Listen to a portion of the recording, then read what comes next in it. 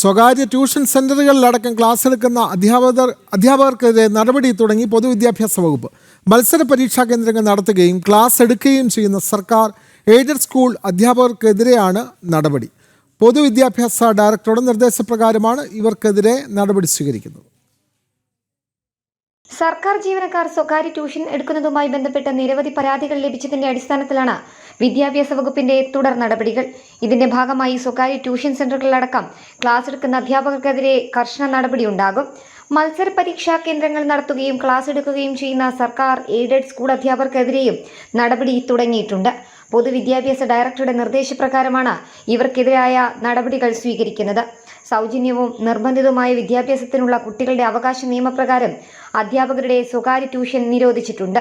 ഇത്തരം സ്ഥാപനങ്ങളിൽ പഠിപ്പിക്കുന്നതും അതുമായി ബന്ധപ്പെട്ട പുസ്തകങ്ങൾ, ഗൈഡുകൾ എന്നിവ പ്രസിദ്ധീകരിക്കുന്നതും ഗുരുതര അച്ചടക്ക ലംഘനമാണെന്നാണ് വകുപ്പ് പറയുന്നത്.